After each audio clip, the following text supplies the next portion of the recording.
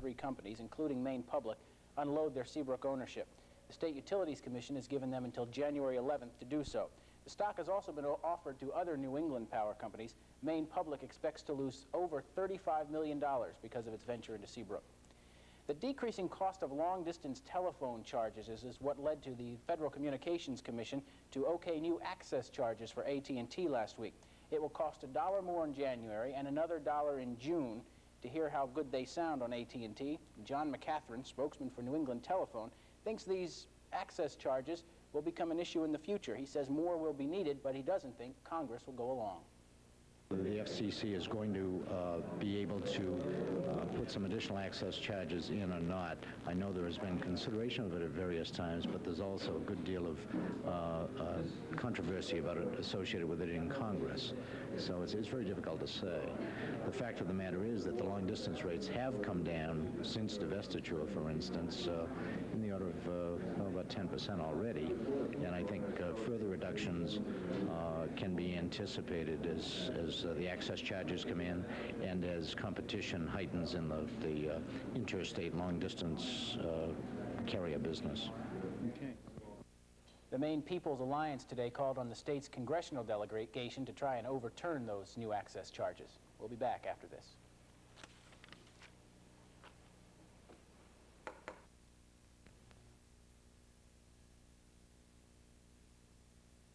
About Maine. Rich natural resources, pioneering spirit. Pleased to report that Christmas spirit is alive and well in Aroostook County, and all you have to do is ask the Bernard McManus family. They lost most of their possessions in a fire Thursday night, but by Saturday, volunteers of the Easton Fire Department were overwhelmed by the response. Yeah, there was quite a few presents that were already wrapped, and the town and the fire department donated some money, and some of the ladies went out and did some shopping and wrapped the presents.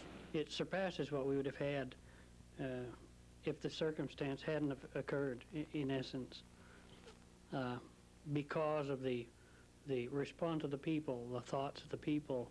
If you know the experiences that I've been through in 2 years, you would perhaps have lost an evaluation of what people really are. And I feel that even the good Lord allowed this for me to have an experience to understand that my vision was eluded somewhat in so much that people do care.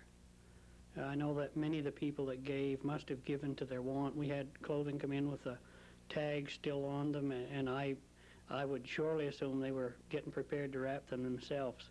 So I want to thank all these people, even from Loring Air Force Base. Some of the security police sent down a sizable contribution and some clothing, and people from areas so far from here. It's outstanding. The response ranged from private donations of used clothes and toys to donations by area merchants. One merchant gave the family $175 worth of merchandise, and the townspeople collected $500 for the stricken family. Family's staying with relatives, and they're having a happier Christmas now than they expected to this time Friday.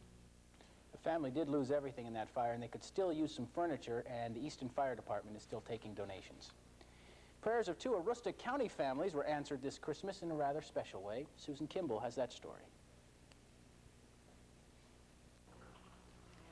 For Leslie and Barry Callahan, and for the Putnam family, the hopes and dreams of the Christmas season have come true this year.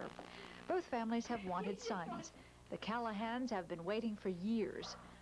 Orrin and Dolores Putnam have had the thought on their minds since they were married.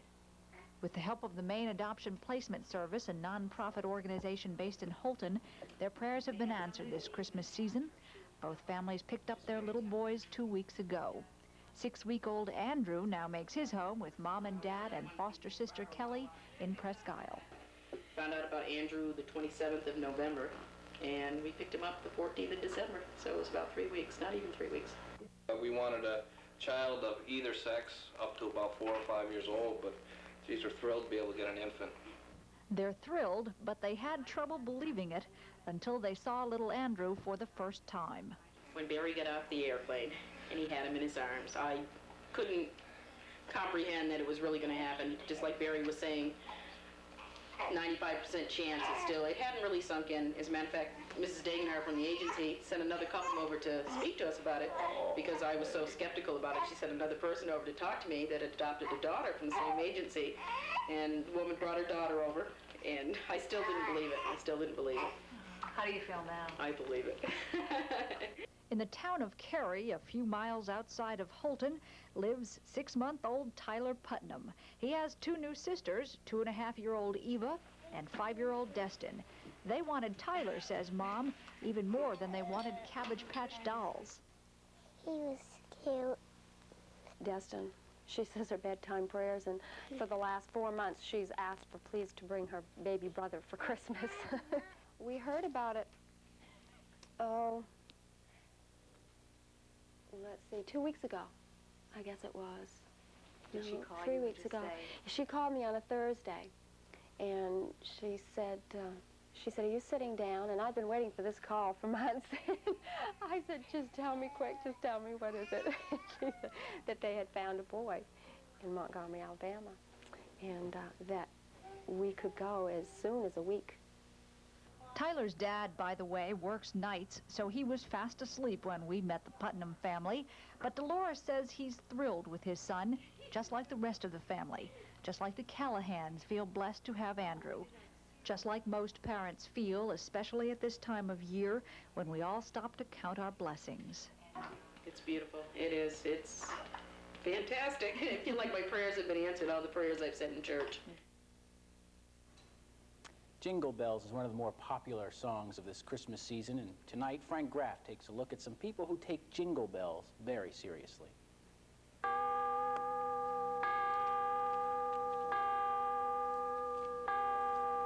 I heard the bells on Christmas Day, wrote the poet Henry Wadsworth Longfellow in a poem that later became a Christmas carol. For hundreds of years in Europe, bellmen pulled on ropes in church steeples so the huge bells could ring out their holiday greeting. But then someone invented handbells, and what had been an arduous task in a cold church steeple became an art. How's that? Okay. Bells up.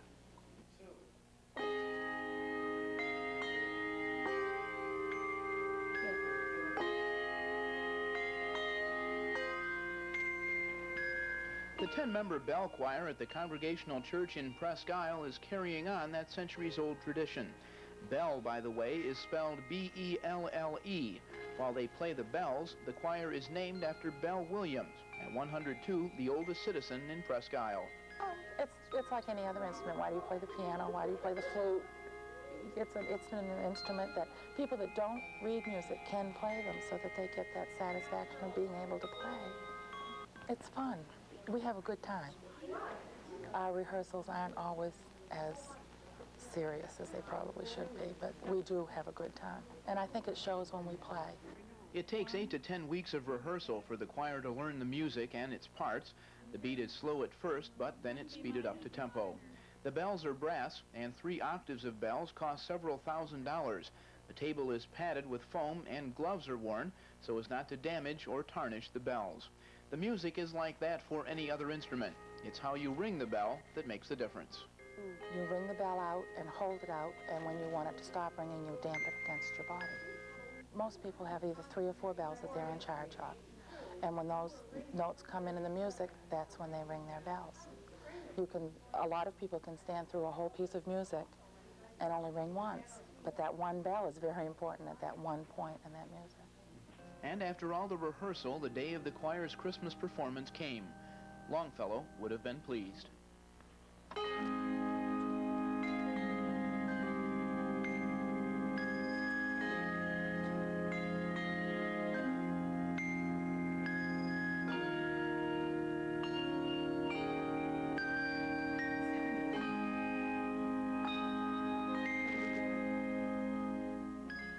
Frank Graff, Newsline 8. On the job reclassification study and the statewide community college proposal. Joe Prescott reports. For the first time since 1984, the University of Maine